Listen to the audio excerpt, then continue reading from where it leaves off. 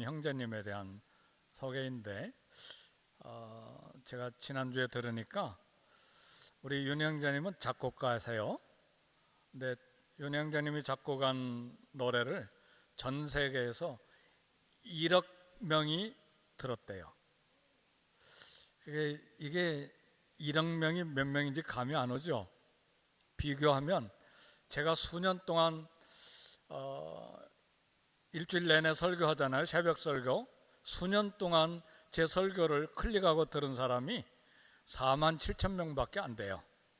그런데 우리 윤 형제님이 작곡한 노래를 전 세계에서 1억 명이 들었대요. 그래서 너무 놀랍기도 하고 또 축하도 해줘야 될 것 같아서 우리 윤 형제님 잠깐 좀 일어나실래요? 우리 격려 박수 한번 합시다.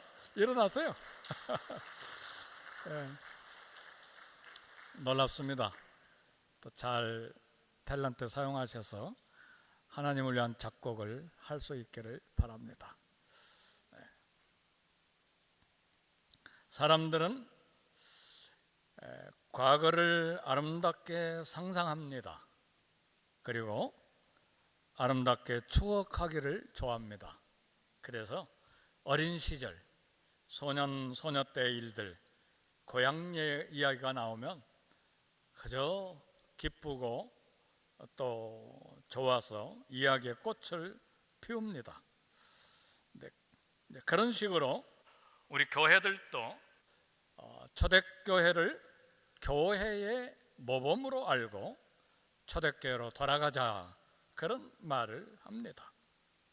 왜냐하면 초대교회의 예배와 또 나눔과 또 초대교회는 특별히 오순절 이후에 매일 모였잖아요. 매일 모여서 음식을 나누고 또 예배를 드리고 말씀을 배우는 그런 성령 충만한 교회 생활이 있었는데 그것을 본받자는 말입니다. 그런데 우리말에 그런 말이 있어요. 사람 사는 데는 어디나 똑같다. 초대교회에 딱 맞는 말이에요. 왜냐하면 고린도 교회는 문제가 많은 오늘 이 시대의 교회를 보는 것과 같기 때문에 그렇습니다. 그래서 사람이 사는 시대는 어느 시대나 똑같다, 그렇게 말할 수도 있어요. 바울은 골치 아픈 많은 문제와 초대교회 고린도 교회 때문에 큰 좌절감과 아픔이 있었습니다. 그래서 바울은 이 초대교회 고린도 교회가 영적으로 잘 성숙하기를 바랬습니다. 오늘 눈물로 개척한 고린도 교회를 향한 이 고린도 전후서 편지에 들어있는 바울의 마음을 나누기를 원합니다. 첫 번째로 생각할 것은 신앙 성숙에 관한 관심입니다. 오늘 고린도전서 3장 1절의 말씀을 보니까 형제들아, 내가 신령한 자들을 대함과 같이 너에게 말할 수 없어서 육신에 속한 자, 곧 그리스도 안에서 어린아이들을 대함과 같이 하노라 그랬어요. 바울은 고린도 교회를 육신에 속한 자, 신앙이 성숙하지 못한 어린 아이라고 이렇게 말했습니다.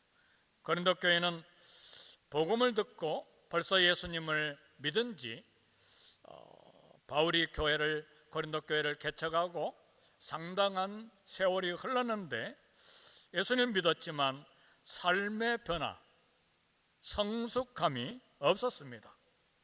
세상 사람들과 같은 시기와 분쟁과 자기 자랑과 한쪽만을 사랑하는 편애와 지도자 중심의 파벌이 있었습니다. 그래서 바울은 고린도 교회 안에 어린아이와 같은 성도도 있고 장성한 어른 같은 성도도 있다고 했습니다. 어린아이 같은 성도는 누구를 말합니까? 질투심이 많고 시기심이 많고 쉽게 싸움을 잘하는 그런 성향을 가진 사람들을 말하죠. 반대로 장성해서 성숙한 성도들은 다른 성도들을 품고 받아주는 넉넉함이 있는 성도를 말합니다. 성숙한 성도는 자기 중심적인 고집에서 벗어나서 이웃을 배려하는 여유가 있습니다. 바울이 육신에 속한 자 어린아이들로 이렇게 고린도 교회를 평가했지만 사실은 고린도 교회 성도들은 거듭난 성도들입니다. 분명히 예수님을 믿는 성도들이죠. 그런데 바울이 고린도 교회 성도들을 육에 속한 어린아이라고 한 것은 교회의 미성숙 때문에 그렇습니다. 성도 여러분, 신앙생활의 가장 중요한 일이 무엇이라고 생각합니까? 예수님을 믿고 구원받은 우리를 향한 예수님의 가장 큰 관심은 뭐라고 생각하십니까? 바울도 고린도 교회에 편지하면서 우선적인 주제를 성숙의 문제를 다루었습니다.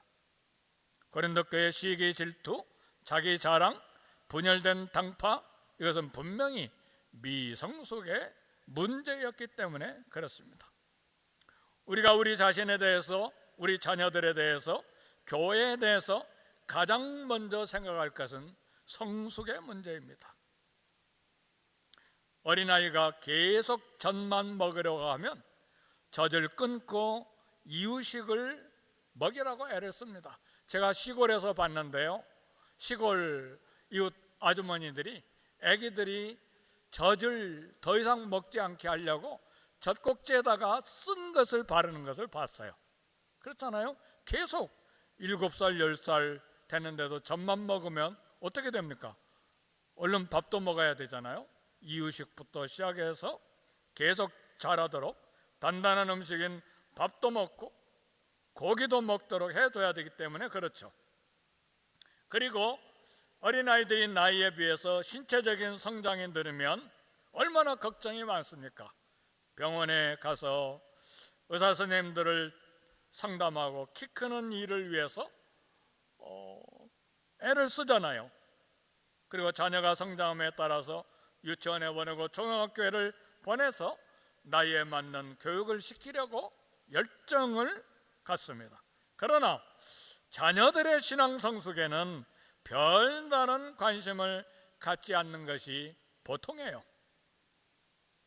그러나 성숙한 부모는 자녀들의 신앙 성숙의 중요성을 알고 마음을 많이 쏟습니다.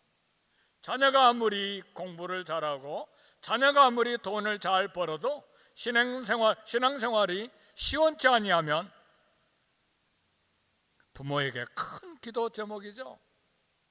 큰 근심거리죠. 아니, 제가 공부도 많이 하고 돈도 잘 버는데 왜 이렇게 믿음이 안 자랄까? 왜 주님께 대한 관심이 전혀 없을까? 얼마나 걱정거리입니까? 그렇죠? 교회는 어떻습니까? 교회는 성장하면서 무엇에 가장 큰 관심을 두어야 합니까? 마땅히 우리 교회는 성도들의 영적인 성장에 대해서 깊은 관심을 가져야 됩니다. 신앙생활을 한 지 오래되었는데 왜 우리의 영적인 수준은 어린아이 같이 늘 제자리 걸음일까? 신약 성경을 보면요, 교인 숫자에 대해서, 헌금 액수에 대해서, 교회당 크기에 대해서 큰 관심이 없었어요. 교회가 막 개척이 되고 시작할 때 성장 어떻게 되었는가, 그걸 이야기하면서 숫자는 잠깐 이야기했지만 바울이 쓴 신약성경 13권에서 14권 다 읽어보세요. 숫자에 관한 이야기가 전혀 없어요. AD 313년까지 제자들이 교회를 개척하고 교회가 로마 기독교로 인정되는 300년 초기까지를 초대교회라고 하는데, 초대교회는 아예 교회 건물이 없었어요. 모두 다 가정교회에서 모였어요. 그래서 고린도 교회, 에베소 교회, 빌립보 교회 하면 큰 웅장한 고린도 교회 건물이 있었던 것이 아니고, 고린도의 도시에 여기 가정교회, 저기 가정교회, 저기 가정교회, 수십 개의 가정교회들을 가리켜서 고린도 교회라 그렇게 말하는 거예요. 에베소 교회도 역시 마찬가지고. 그래서 건물이 없었어요. 그래서 뭐 헌금 액수가 얼마냐, 교회당 크기가 얼마나 컸냐, 그런 관심이 전혀 없었어요. 성경은 오직 믿음의 성장, 영적인 성장, 삶의 변화에 대해서 수도 없이 이야기를 합니다. 그래서 바울의 14권에서 13권의 편지를 들여다보면 앞에 교리 문제, 믿음에 관한 교리적인 신학적인 이야기 다음에 반드시 3분의 1 이상은 삶의 변화에 대해서 이야기를 합니다. 그래서 히브리서 5장 12절에 14절에도 보면 아직도 단단한 음식도 못 먹고 젖이 나는 수준에 대해서 책망했어요. 벌써 30살, 50살 수많은 신앙생활을 했는데 아직도 여전히 신앙생활에 50살이 되고 60살이 되었는데 젖을 먹고 있으면 어떻게 되죠? 문제가 심각하잖아요. 바울이 이야기하는 내용이 바로 이 부분입니다. 우리 교회가, 잘 들으세요 사랑하는 성도 여러분, 우리 교회가 올해와 내년에 계속해서 가져야 될 우선적인 관심과 우선적인 기도 제목이 있어요. 담임 목사로서 드리는 간절한 말씀이에요. 그것은 교인 수도 아니고 헌금 액수도 아니고 부동산 문제도 아니고 우리 성도들의 영적인 성숙의 문제입니다. 중요한 문제예요. 우리 교회에 하나님의 은혜가 시냇물처럼 흐르는 용서와 사랑 가득한가? 진실로 우리 성도들 한 사람 한 사람 이웃 성도를 품는 영적인 성숙이 준비되어 있는가? 이웃 성도에게 흘러가는 사랑 없이 불평과 원망이 가득하면 아무리 교회가 크고 아무리 헌금 액수가 늘어나고 아무리 교인 수가 많아도 교회의 미래는 대단히 어둡습니다. 그러나 성도 수가 적고 헌금 액수가 작아서 늘 긴장이 있어도 영적 성숙이 있으면 우리 교회의 미래는 태양처럼 밝습니다. 그래서요, 수년 전에 우리 교회에 오셔서 설교하셨던 풀러 선교대학원의 교수님, 이 교수님이라고, 그분이 그런 설교를 하셨어요. 교회는 웃기만 해도 부흥된다. 뭐 얼굴이 환하게 웃는 그런 것도 표현된 것이지만 내 마음속에 성도를, 이웃 성도를 향한 따뜻한 마음이 있기만 해도 교회는 부흥된다, 그런 뜻이죠.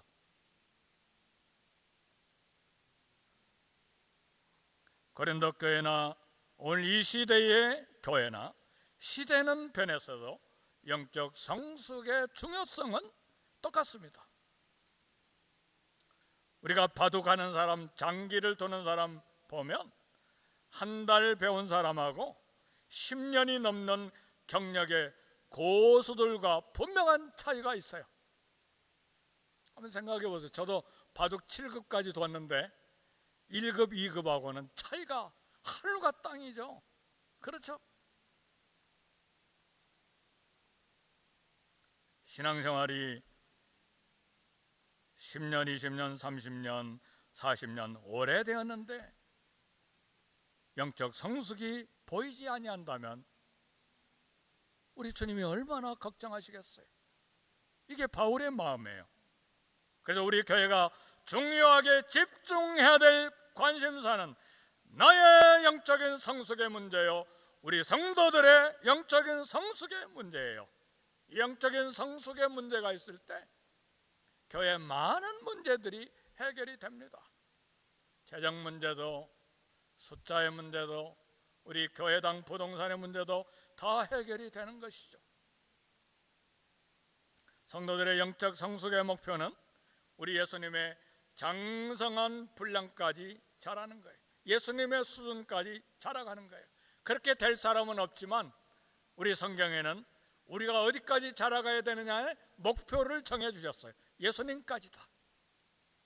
100% 거기까지 자라갈 사람은 아니에요. 그러나 우리 하나님께서는 우리에게 목표를 정해주셨어요. 예수님의 수준까지다. 그래서 생각하는 법, 말하는 법, 성도와 관계하는 법에 예수님을 닮아가야 돼요. 간절히 기도해야 돼요. 두 번째로 생각할 것은 성숙한 자는 화목해하는 사람이에요. 영적인 성숙한 성도에게 나타나는 증거로 많은 부분이 있지만 오늘 본문을 통해서 보면 화목하게 하는 삶입니다. 그래서 고린도전서 3장 3절, 너희는 아직도 육신에 속한 자로다. 너희 가운데 시기와 분쟁이 있으니 어찌 육신에 속하여 사람을 따라 행함이 아니리요. 그랬어요. 육신에 속한 자는 거듭난 성도이고 구원받은 성도이지만 아직 미성숙한 성도들을 두고 하는 말입니다.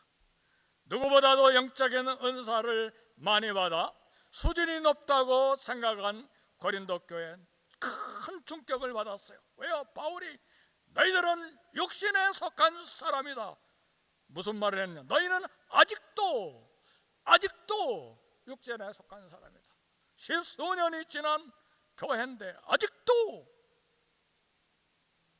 고린도 교회는 은사가 넘치는 교회였어요. 얼마나 은사가 넘쳤느냐? 고린도전서 13장에 보니까 천사의 말을 할 정도로 신비한 방언을 한 사람이 있었어요. 사람이 가히 이르지 못할 그런 방언을 한 사람도 있었어요. 산을 옮길 만한 믿음이 있는 사람도 있었어요. 신유의 은사, 병 고치는 은사, 방언의 은사, 귀신을 쫓아내는 은사. 그러니까 바울이 고린도 교회를 향해서 천사의 방언을 할지라도 사랑이 없으면 우리는 꽹과리다. 산을 옮길 만한 믿음이 있어도 그건 아무것도 아니다. 사랑이 있느냐? 살펴봐라. 그러잖아요. 고린도 교회를 향한 깊은 책망의 말씀이잖아요. 그러니까 영적인 은사가 아무리 많아도 아직 육신에 속한 사람은 성숙을 이루지 못한 사람이에요. 가정에도 화목이 필요하고 사람 사이에도 화목이 필요하고 교회의 화목은 주님의 몸이기 때문에 주님이 피로 값을 주고 사신 주님의 몸이기 때문에 교회 화목이 얼마나 중요합니까? 바울은 고린도 교회 성도들을 향해 시기와 분쟁의 문제를 무겁게 책망했어요. 사단의 목표는 시험을 통해 하나님과 인간, 인간과 인간을 분열시키는 거예요. 이게 사단의 목표예요. 고린도 교인들이 진정으로 영적인 사람들이었다면 분쟁의 문제를 진즉 풀었을 거예요. 고린도 전서 후서를 쓸 필요가 없었을 거예요. 그러나 십수년이 지나도 문제가 해결이 안 되니 바울이 눈물로 고린도전서와 고린도 후서를 쓰고 학자들의 말에 의하면 고린도 교회 편지를 5번이나 보냈어요. 우리 예수 그리스도의 십자가 죽음의 가장 중요한 목적이 무엇이었습니까? 사단의 공격으로 분열되고 파괴된 모든 관계를 다 회복시키는 데 십자가의 죽음의 목적이 있었어요. 그래서 바울은 고린도 성도들을 형제들이라고 불렀어요. 왜요? 아니 전혀 다른 사람인데 왜 형제들이라고 부릅니까? 성도들을 가족으로 생각했기 때문에. 제가 브라질에 가서 개척교회 들어가서 목회를 시작하는데 우리 브라질 성도들이 저를 보고 목사님, 선교사님 안 그러고 형제요 그러더라고.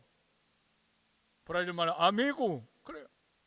아니 목사님으로 부르지 않고 왜 친구요 그렇게 불러?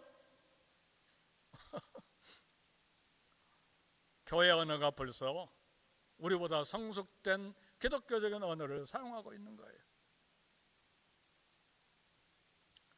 사랑하는 성도 여러분,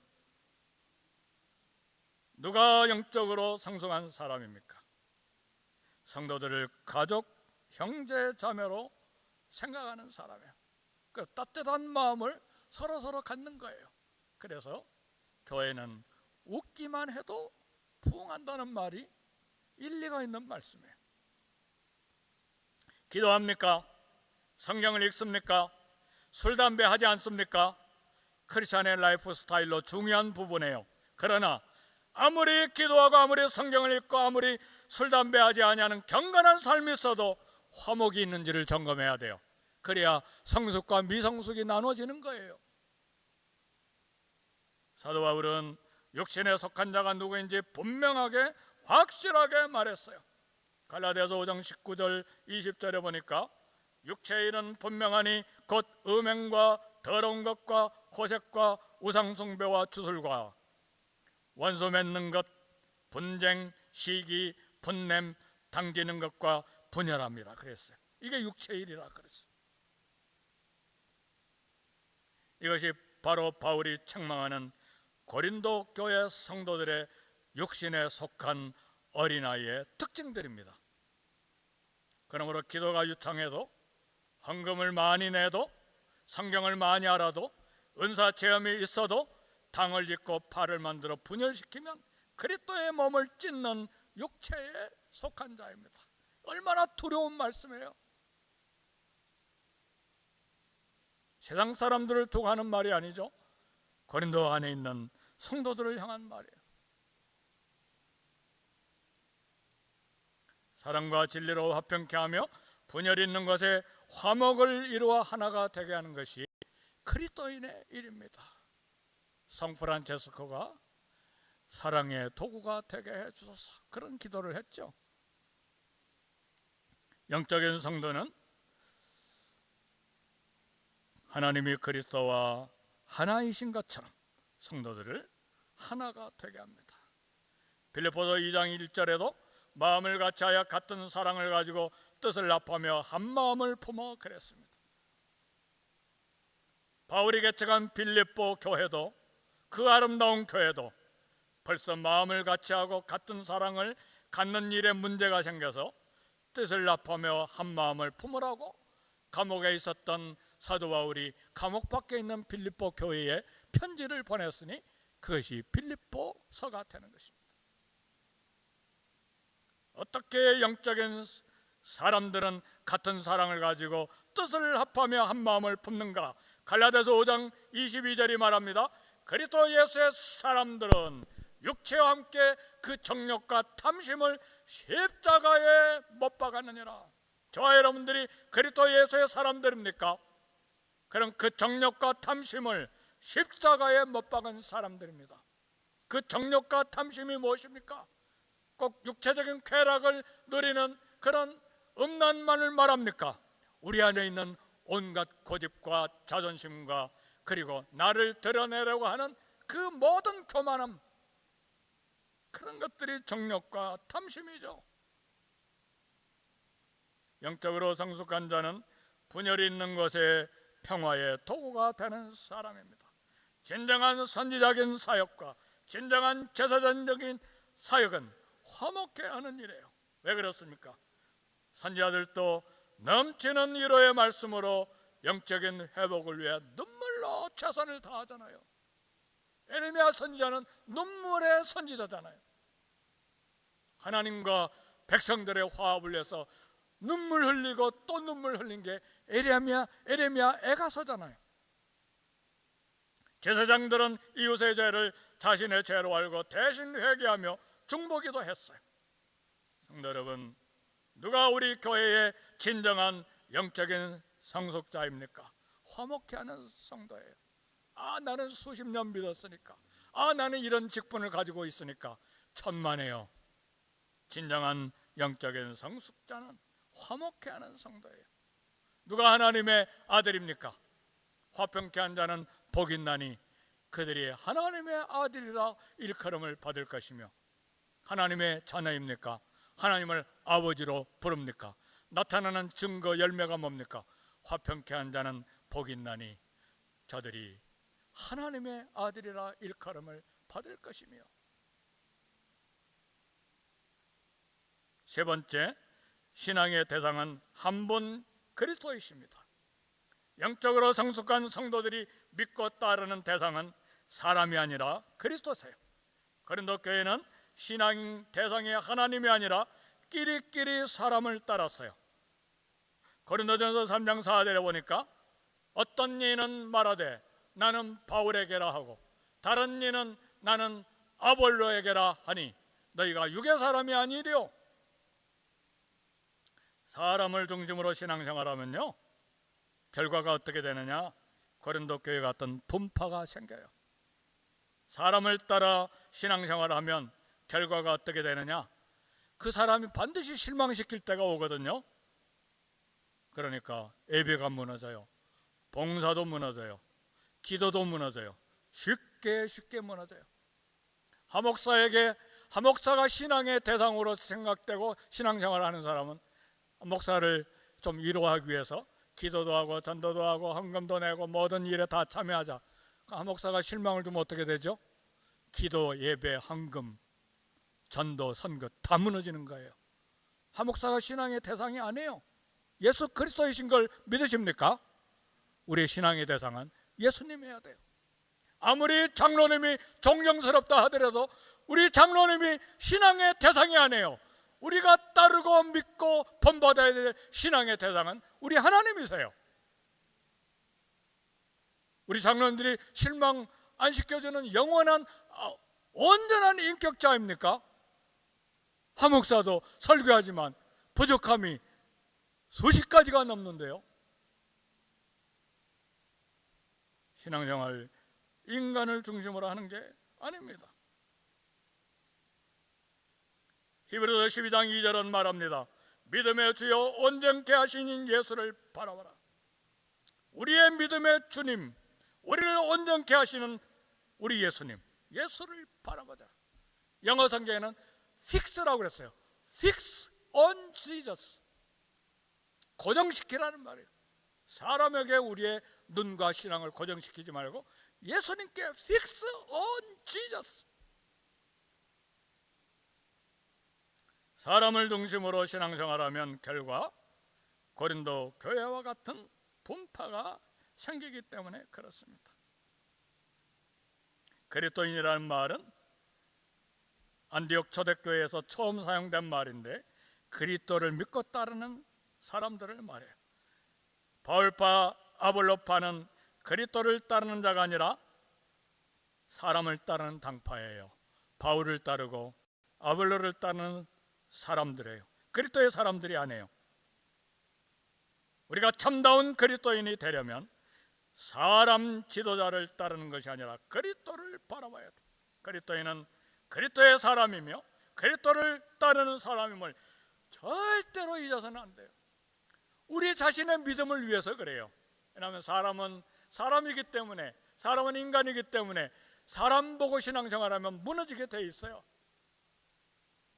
인격의 허술함, 부족함이 드러나잖아요.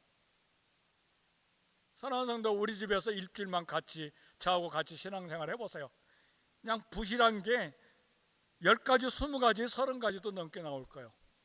어떻게 믿고 그 목사를 믿고 신앙생활합니까? 예수 그리스도를 믿고 신앙생활해야죠. 아멘입니까? 네. 우리 신앙생활은 항상 교회 중심, 말씀 중심, 그리스도 중심해야 돼요. 그래서 바울은 고린도전서 3장 5절에 단호하게 이야기합니다. 아볼로는 무엇이며 바울이 무엇이냐? 하목사가 무엇이냐? 똑같은 말이죠. 너희가 아볼로에게 속하고 바울에게 속았다고 하는데 너희들이 앞세우는 아볼로, 바울이 무엇이냐? 아무것도 아니다. 하나님의 사역자들, 하나님의 도구일 뿐이다. 세상은 자기 계파, 자기 계보를 만들어서 세력을 확장하는 일에 열심이죠. 세상은 다 그래요. 근데 문제는 이런 혼탁한 세상의 모습이 교회 안에도 나타날 수가 있다는 말이고 고린도 교회에 명백하게 드러난 사실이에요. 그래서 바울은 자기 이름을 들어서 바울파라가는 사람도 하나도 두둔하지 않고 분파주의를 강하게 책망한 거예요. 그래서 교회는 반드시 자기 사람이 아니라 그리스도의 사람이 되도록 만들어야 합니다. 주님은 내가 분부한 모든 것을 가르쳐 지키게 하라 말씀하셨어요. 제자들은 자기 말씀이 아니라 오직 그리스도의 말씀으로 그리스도의 사람을 만들어야 돼요. 베드로는 자기 말하고, 요한은 자기 말하고, 야고보는 자기 말하고, 마태 자기 말하면 그럼 마태파, 베드로파, 요한파 그렇게 되는 거잖아요. 그게 아니에요. 내가 분부한 모든 것 가르쳐 지키게 하라. 그 말은 제자들의 말이 아니라 예수님의 말씀으로 그리스도의 사람을 만들어야 된다는 말이에요. 바울은 과거에 복음을 심었고 아볼로는 그 뒤에 와서 과거에 물을 준 사람이에요. 지금도 나무를 계속해서 자라게 하시는 분은 하나님이시기 때문에 하나님 중심으로 신앙생활 하라는 말이에요.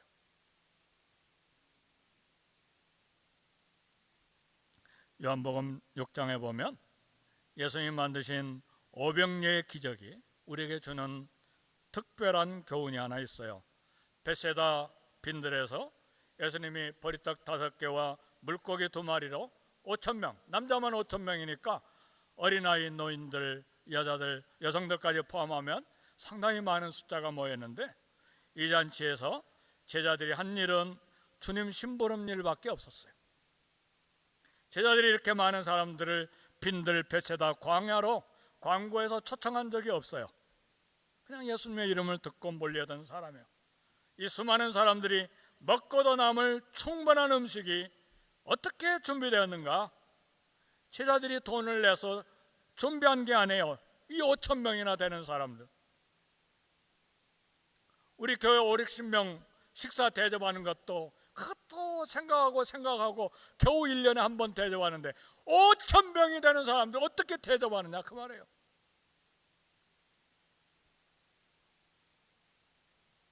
주님께서 기적적으로 준비하신 일이지 제자들이 준비한 것 아무것도 없었어요. 제자들은 단지 질서를 정돈하고 음식을 나눠주는 사환 역할만 했을 뿐이에요. 근데 제자들이 사람들을 모으고 모든 음식을 준비한 것처럼 자랑하면 얼마나 웃기는 일입니까? 우리가 그럴 수가 있어요. 우리는 단지 하나님께서 주신 것 가지고 섬기는 종과 사환의 일을 한 것뿐입니다. 그리고 우리 이렇게 고백해야 돼요. 누가복음 17장 10절, 이와 같이 너희도 명령을 받은 것을 다 행한 후에 이르기를 우리는 무익한 종이라 우리의 하여야 할 일을 한 것뿐이니라. 사역자의 자세를 말하는 거예요. 종들이 밖에서 하루 종일 일하다가 집에 와서 밥을 먹는데 얼른 자리에 앉아서 밥을 먹는 것이 아니라 주인이 밥을 다 먹을 때까지 시중을 들고, 유대사의 문화적인 상황이죠. 먹을 걸 시중 드는 사람들이 있는 그런 식사 문화죠. 그리고 주인이 다 먹고 난 다음에 그제서야 자기 밥을 먹고 어떻게 대답한다고요? 명령받은 것을 다 행한 후에 우리는 무익한 종이라 우리가 하여야 할 일을 한 것뿐이니라. 내가 이렇게 했는데 그 아니라 무익한 종입니다. 저와 여러분이 다 고백해야 될 무익한 종입니다. 이렇게 고백해야 돼. 바울은 교회를 개척했고 아볼로는 그에 와서 성경 말씀을 가르쳤어요. 바울과 아볼로는 서로를 존중하고 존경하고 하나님을 중심한 성숙한 동역자였어요. 그래서 바울은 자신이 고린도 교회를 설립한 자이지만 한 번도 우월감을 나타낸 적이 없어요. 따라서 바울파 아볼로파는 고린도 교인들이 스스로 자기 이익을 따라서 정욕과 탐심을 가지고 나눈 당파일 뿐이에요. 말씀을 마칩니다. 우리 성도들은 우리 예수님을 중심으로, 하나님을 중심으로, 말씀을 중심으로 함께 수고하는 동역자들입니다. 피로 값을 주고 사신 우리 주님의 몸, 이 교회를, 그리스도를 중심으로 잘 섬길 수 있기를 주 이름으로 축복합니다. 우리 말씀 생각하면서 1, 2분간 우리 통성으로 기도하겠습니다. 하나님 아버지 감사합니다.